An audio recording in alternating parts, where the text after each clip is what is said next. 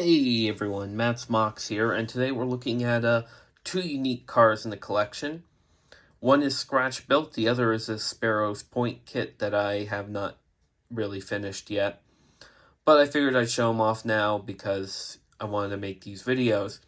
So these are my Lackawanna Cabooses.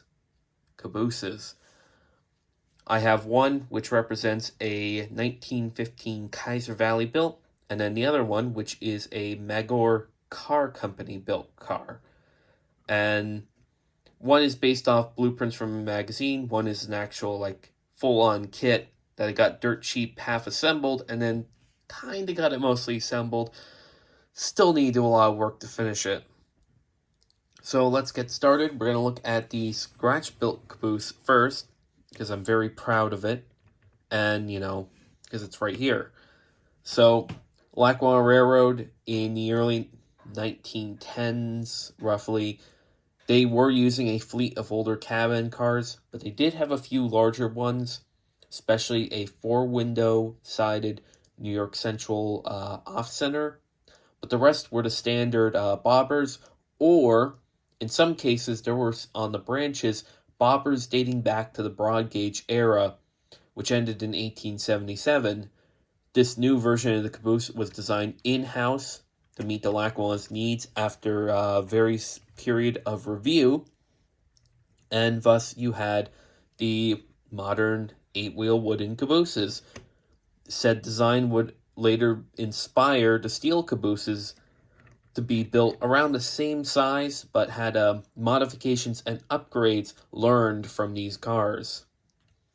So I scratch built this off a magazine article on these Lackawanna Cabooses, because after many years, many were sold off and went on to various different roads.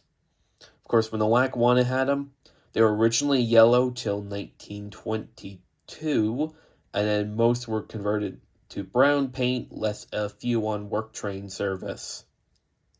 Mine was built at Kaiser Valley in 215, numbered to 621. So good old 621 here is a unique little piece. One thing I did was these are actually working flag holders, so you can remove the flags.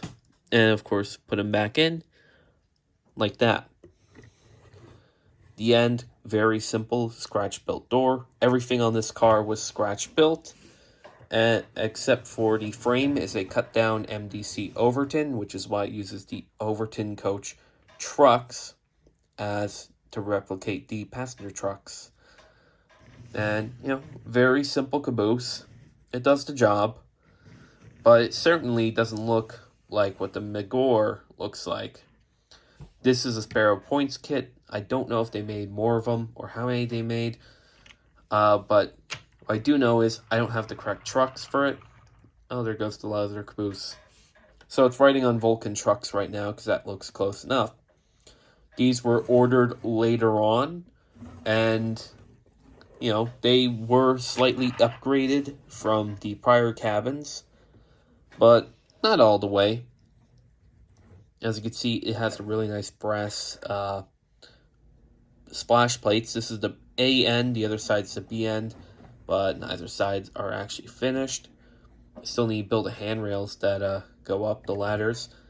And the roof, this side does not want to stay down. Decals are peeling, I don't know why. Although I do have a hunch, so I'll be able to fix that, because I realized I didn't use the one sheet.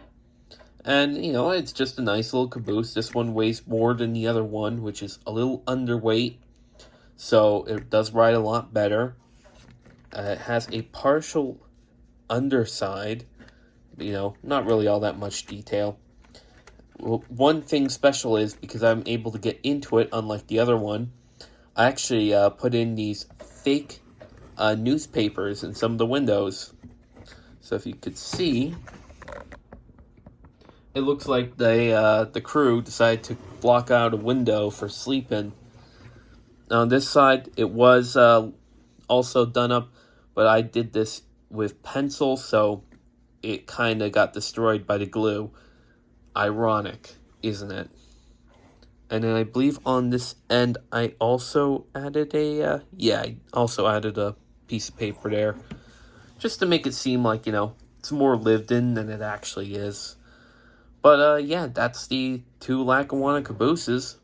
And they make up both ends of my Lackawanna work train, which I believe next video I will show off the big ticket item of that train. So, like, comment, subscribe, and I'll see you all next time. Goodbye.